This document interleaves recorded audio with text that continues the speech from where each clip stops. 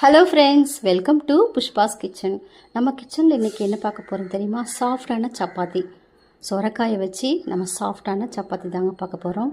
அடிக்கிற வெயிலுக்கு நீர் சத்துள்ள காயில் நம்ம அடிக்கடி உடம்புல சேர்த்துக்கணும். அது ரொம்ப நல்லது நமக்கு. இன்றைக்கி நான் ஒரு சொரக்காய் எடுத்துருக்கிறேன். இதை நம்ம கட் பண்ணிக்கலாம். அதுக்கு முன்னாடி நம்ம சேனலை மறக்காமல் சப்ஸ்கிரைப் பண்ணுங்கள், சப்போர்ட் பண்ணுங்கள் ஃப்ரெண்ட்ஸ். மறக்காமல் சப்ஸ்கிரைப் பண்ணிவிடுங்க. இப்போ சொரக்காயை நான் கட் பண்ணி எடுத்துட்டேன். கட் பண்ணிவிட்டு தோலெல்லாம் சீவிட்டு, விதைகள் முத்தின மாதிரி இருந்துச்சுன்னா அந்த விதைகளை மட்டும் வெட்டி எடுத்துக்கோங்க. இப்போ ஒரு மிக்சி ஜார் எடுத்துக்கோங்க. அதில் சொரக்காயெல்லாம் நம்ம வெட்டின சொரக்காயெல்லாம் சேர்த்துட்டு, இதில் 4 பச்சை மிளகாய் சேர்த்துக்கோங்க. ஒரு துண்டு இஞ்சி சேர்த்துக்கோங்க. 10 பல் பூண்டையும் சேர்த்துக்கோங்க. இதில் ஒரு அரை டீஸ்பூனுக்கு சீரகம் சேர்த்துக்கோங்க.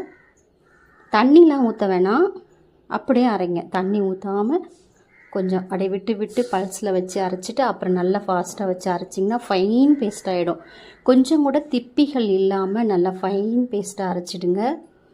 இப்போ எல்லாத்தையும் ஒரு அகலமான பாத்திரத்துக்கு வச்சுட்டு, மாவு பேசுகிற மாதிரி அகலமான பாத்திரத்தில் சேர்த்துட்டு, இதுக்கு ஒரு அரை டீஸ்பூனுக்கு உப்பு சேர்த்துக்கோங்க. உப்பு சேர்த்து நல்லா கலந்து விட்டுட்டு, 1 கப் ஃபஸ்ட்டு மாவு சேர்த்து நல்லா பிசைஞ்சு விடுங்க. தண்ணிலாம் ஊற்றக்கூடாது. இந்த மாவு, இந்த சொரக்காயில் இருக்கிற தண்ணியே இந்த மாவு நிறைய இழுக்கும்.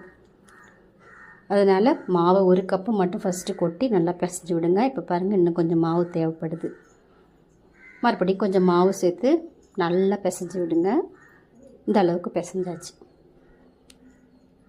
இப்போ இதில் கொஞ்சமாக எண்ணெய் தடவி ஒரு அரை மணி நேரத்துக்கு அப்படியே ரெஸ்ட்டில் விட்டுடுங்க. ஒரு மூடி போட்டு மூடி வச்சுடுங்க. நல்லா இது ஒரு அரை மணி நேரத்துக்கு அப்படியே இருக்கட்டும்.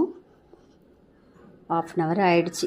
பாருங்கள் எந்த அளவுக்கு மாவு சாஃப்டாக இருக்குது பாருங்கள். இப்போ சப்பாத்தி உருட்டுறதுக்கு ஸ்டார்ட் பண்ணிடலாம்.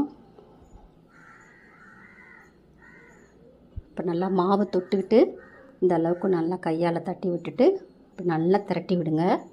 இந்த சப்பாத்தி மெல்லிசாக தான் திரட்டணும், ரொம்ப தின்னாக இருக்கக்கூடாது. நல்லா மெல்லிசாக திரட்டிட்டு, அப்போ தான் அதில் இருக்கிற நம்ம சொரக்காய் பச்சை மிளகாலாம் போட்டிருக்கோம்ல, அதில் நல்லா நல்லா வெந்து வரும். அதனால் இந்த மாதிரி மெல்லிசாக திரட்டிட்டு, இப்போ நல்லா ஸ்டவ் ஆன் பண்ணிவிட்டு, தோசைக்கல்லை நல்லா ஹீட் ஆகிடுச்சு. இப்போ சப்பாத்தியை போட்டு எண்ணெய்லாம் ஊற்றாமல் 2-3 வாட்டி இப்படி போட்டு பெரட்டி எடுத்துட்டு, அதுக்கப்புறமா தான் எண்ணெய் போடணும். எண்ணெய் அல்லது நெய் இதை மேலே லைட்டாக அப்படியே தடவி விட்டுட்டு, இப்போ நல்லா 2 பக்கமும் நல்லா போட்டு பெரட்டிக்கிடுங்க. நமக்கு சப்பாத்தி ரெடி ஆகிடுச்சு. நமக்கு சாஃப்டான சொரக்காய் சப்பாத்தி ரெடி. இப்போ நான் இது கூட டொமேட்டோ சாஸ் தான் வச்சுருக்கேன். இந்த சப்பாத்திக்கு கொஞ்சம் காரமாக இருக்கும்ல, அதனால் நான் வீட்லேயே ரெடி பண்ண டொமேட்டோ சாஸ் யூஸ் பண்ணிக்கிட்டேன். நீங்கள் தேங்காய் சட்னி காரம் இல்லாமல் அரைச்சி வச்சுக்கோங்க. காரம் கம்மியாக சேர்த்து அரைங்க, ஏன்னா சப்பாத்திலே பச்சை மிளகாய் இஞ்சிலாம் போட்டிருக்கோம். ஓகே ஃப்ரெண்ட்ஸ், பாய்.